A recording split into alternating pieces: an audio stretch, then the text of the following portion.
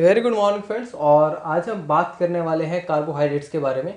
Generally आप carbohydrates को देखिए तो कोई भी ऐसा एग्जाम नहीं है जिसमें कार्बोहाइड्रेट्स से रिलेटेड आपको क्वेश्चन ना पूछा जाए। अगर मैं बात करूं जीपैट की तो आप देखेंगे 3 से 4 क्वेश्चन जो हैं आपके कार्बोहाइड्रेट से रहते हैं।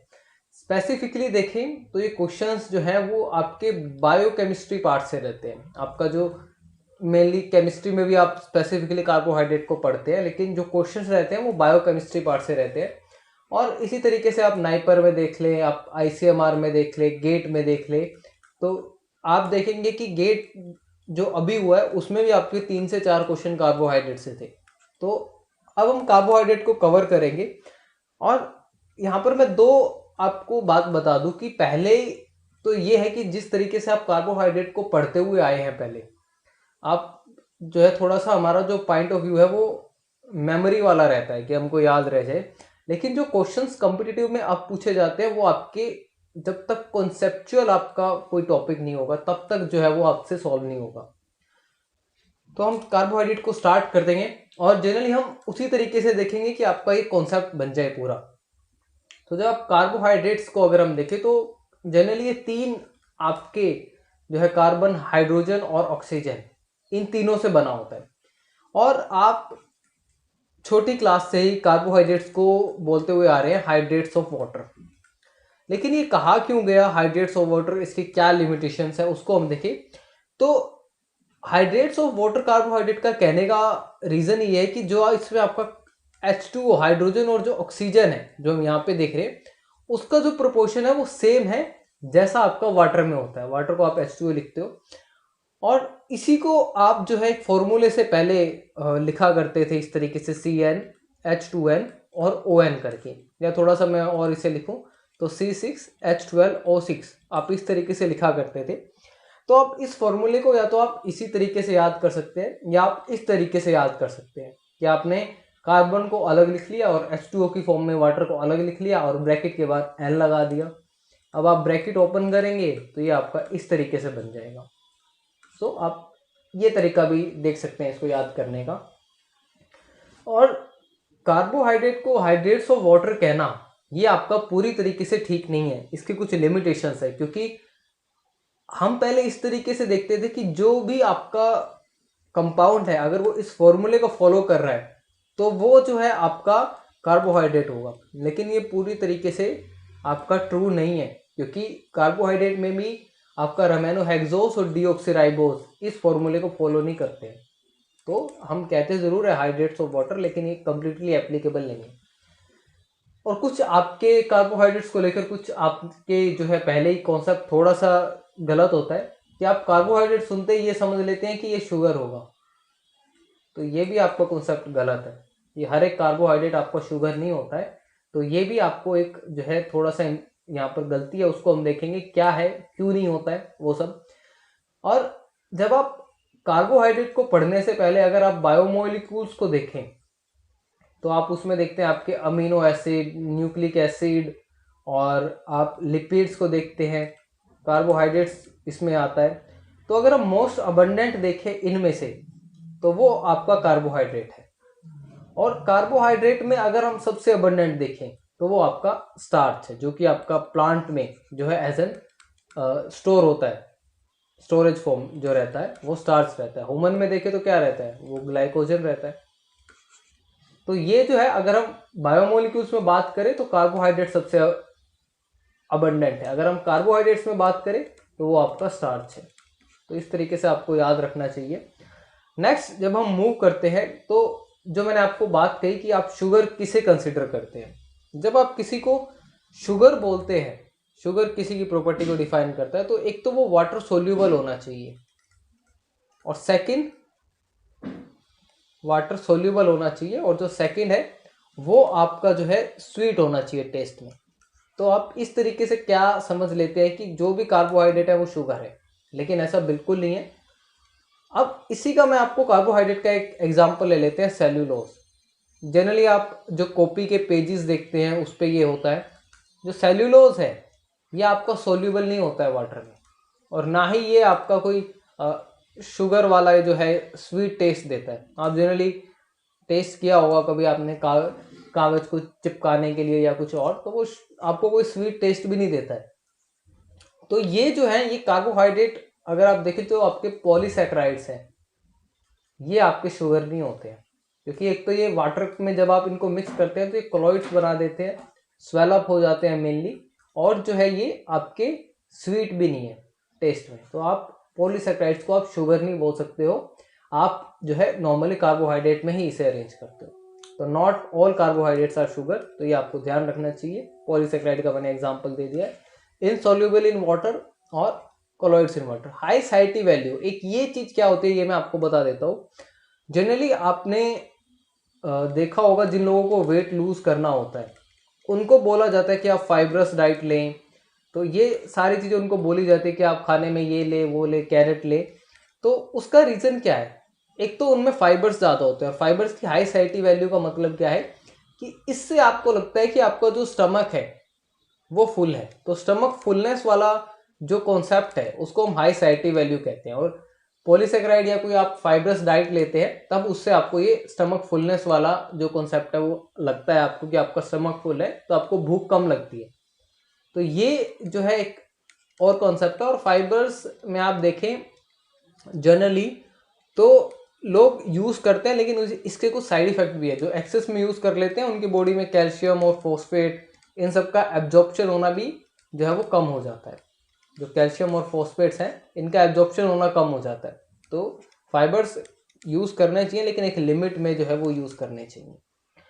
नेक्स्ट देखें तो ये कार्बोहाइड्रेट का मैंने एक आपको जनरली आप अगर आप टैबलेट चैप्टर पढ़ेंगे तो आपको वहाँ पे एस्पार्टेम जो है या कोई और जो है आपको सिंथेटिक जो है वो शुगर मिलता है। आप बोलते हैं कि सैक्रीन जो है आपको मिलता है कि वो जो है नॉर्मल शुगर से 200 टाइम्स ज़्यादा स्वीट है, 500 टाइम्स ज़्यादा स्वीट है। तो आप ये पढ़ते हैं और इस पर क्वेश्चन भी आते हैं फार्माटेक में। तो यहाँ पर जो ये लैक्टुलोज है, अगर मैं इस हिसाब से देखूँ जो मैंने पीछे यहाँ पर बताया है, तो ये क्या आपका जो है ये पॉलीसेकेराइड होना चाहिए। और सबसे पहले आपको लैक्टुलोज का यूज़ पता होना चाहिए क्या होता है। ये थोड़ा सा फार्माकोलॉजी भी मैं इंक्लूड कर रहा हूँ। तो क्रॉनिक कॉन्स्टिपेशन में देते हैं, जनरली डेली रूटीन में भी ले लेते हैं लैक्टुलोज को। बहुत सारे ब्रांड के नाम से आता है, क्लियरेंस, ड्यूफ्लेक या लैक्टिफाई। तो ये जो है कॉन्स्टिपेशन को ब्रेक करने के लिए हम देते हैं। लेकिन ये जो लैक्टुलोज है ये आपका पॉलीसेकेराइड नहीं है, ये आपका एक सिंथेटिक डाइसेकेराइड है। तो ये जो आपको पॉइंट है ये हेल्प करते हैं फार्माकोलॉजी को भी समझने में कि आप क्या पढ़ रहे हैं, क्या कॉन्सेप्ट है। तो फाइबर्स मैं बता चुका हूँ पहले आपको, तो ये जो है वहाँ पर आता है। तो लैक्टुलोज आपका एक सिंथेटिक डाइसेकेराइड है। अगर नॉर्मल हम देखें तो वो लैक्टोज होता है, और यहाँ पर क्या है ये लैक्टुलोज है। अब ये काम किस तरीके से करता है, जब आप लेते हैं तो ये जितना इसका वेट है उससे ज़्यादा ये जो है वाटर को एब्जॉर्ब कर लेता है और जो है आपकी फीसिस की मूवमेंट को जो है वो बढ़ा देता है। तो एक ये जो है इसका मैकेनिज्म ऑफ एक्शन जनरली रहता है। तो आप ये क्रॉनिक कॉन्स्टिपेशन में जो है ये सब देते हैं लैक्टुलोज का सिरप वगैरह जो है। नेक्स्ट हम देखें कार्बोहाइड्रेट के कुछ पॉइंट। जो यहाँ पर ये जो पॉइंट मैंने डिस्कस किया ये आपके न्यूट्रिशनल वैल्यू से रिलेटेड है। तो जनरली एक दो बार आपसे क्वेश्चन पूछ लिया जाता है। तो न्यूट्रिशन वैल्यू देखें तो कार्बोहाइड्रेट जब आप 1 ग्राम लेते हैं तो आपको 4 कैलोरीज जो है मिलती हैं, और ये वैल्यू सेम है आपके कैलोरीमीटर में और आपकी बॉडी में। अगर कैलोरीमीटर में देखें तो इसकी वैल्यू वहाँ पर 4.1 रहती है और बॉडी में 4 रहती है 4.0। लेकिन ये आपका कार्बोहाइड्रेट के केस में। अगर आप प्रोटीन के केस में देखेंगे तो यहाँ वैल्यू कुछ 5 के अराउंड रहती है और यहाँ 4 ही रहती है। तो ये जो है अलग क्यों है वो आपको जो है न्यूट्रिशन वाले चैप्टर में आपको पता लगता है, लेकिन कार्बोहाइड्रेट में ये वैल्यू सेम है। तो आपको 4 कैलोरीज पर ग्राम मिलता है। और हम जो है 60 to 70% जो अपनी बॉडी की एनर्जी है वो कार्बोहाइड्रेट से ही गेन करते हैं। लेकिन स्टिल कार्बोहाइड्रेट हमारे लिए असेंशियल नहीं है। आपने जनरली असेंशियल अमीनो एसिड के बारे में सुना होगा, आपने जो है असेंशियल फैटी एसिड के बारे में सुना होगा। इस पे क्वेश्चन पूछा जा चुका है असेंशियल फैटी एसिड्स पे कि कौन से हमारे पास जो असेंशियल फैटी एसिड होते हैं। ये आपका 2018 के जीपेट में भी पूछा गया है, ये आपका गेट में भी आ चुका है, आईसीएमआर और जेएनयू ने भी 1-2 बार इसे पूछे। असेंशियल फैटी एसिड आप देखें तो लिनोलिक एसिड आपके पास होता है, जो आपको बाहर से चाहिए, और लिन ओलेनिक एसिड भी होता है। हालांकि अगर ऑप्शन में आपको अरेकिडोनिक एसिड भी दिया हुआ है तो वो भी आपका असेंशियल होता है, लेकिन स्पेसिफिकली हम ये जो है ये दो को मानते हैं, लिनोलिक एसिड और लिन ओलेनिक एसिड, ये भी आपको जो है असेंशियली होता है अरेकिडोनिक एसिड। तो इसमें 3 से ज़्यादा आपके डबल बॉन्ड होते हैं, तो ये असेंशियल का। लेकिन आपने कभी कार्बोहाइड्रेट को नहीं सुना। न्यूक्लिक एसिड में देखें तो वो भी चाहिए हमें, क्योंकि हमें जो है हमारे DNA RNA में चाहिए होगा। तो यहाँ पर अगर आप देखें तो आपको न्यूक्लिक एसिड हो गया आपका, और आप देखें अमीनो एसिड हो गया, लेकिन फैटी एसिड्स हो गया, लेकिन आपको कार्बोहाइड्रेट कभी भी असेंशियल में नहीं दिखा है। तो हमारे लिए कार्बोहाइड्रेट जो है वो असेंशियल नहीं है, हम नहीं भी खाएंगे तब भी हमारा काम चलेगा, लेकिन कार्बोहाइड्रेट हमें इंस्टेंट एनर्जी प्रोवाइड करते हैं, इसलिए हम मेनली जो है कार्बोहाइड्रेट पे डिपेंड रहते हैं। और अगर आप प्रोटीन ज़्यादा लेंगे तो उसमें आपका बॉडी वेट इंक्रीज होने के, या फिर जो है दूसरा जो आप देखते हैं नाइट्रोजन जो रहता है अमीनो एसिड में, तो नाइट्रोजन का जो अमाउंट है, जैसे आप BUN निकालते हैं तो वो आपका ब्लड यूरिया जो है वो बढ़ जाता है जब आप प्रोटीन वाली डाइट ले रहे होते हैं।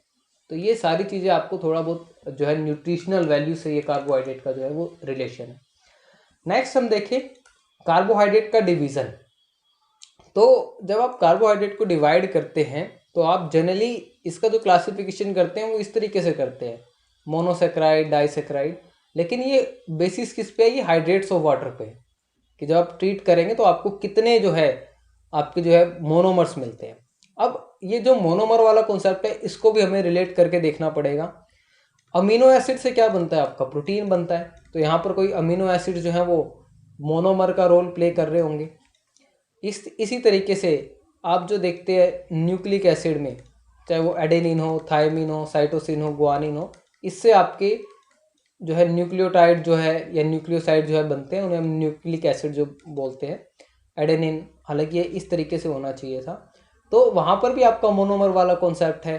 कार्बोहाइड्रेट में भी है आपका, जैसे ग्लूकोज प्लस फ्रक्टोज मिले तो उन्होंने सुक्रोज बना दिया, तो वहाँ पर भी ये मोनोमर की तरह काम कर रहे हैं। लेकिन जब आप फैटी एसिड्स को देखते हैं वहाँ पर आपको कोई ऐसा मोनोमर वाला कॉन्सेप्ट नहीं मिलता है। आपने कभी सुना हो कि 2 फैटी एसिड मिलकर कोई तीसरा बना रहे हैं, तो ऐसा नहीं होता है वहाँ पर। तो ये फैटी एसिड में जो है कोई मोनोमर वाला कॉन्सेप्ट नहीं है। अगर हम डिवीज़न देखें तो मोनोसेक्राइड जो आपका फर्दर टूट नहीं सकता और मोनोमर की तरह काम करता है, इसमें आप ग्लूकोज फ्रक्टोज जो देखते हैं वो आपका यही है।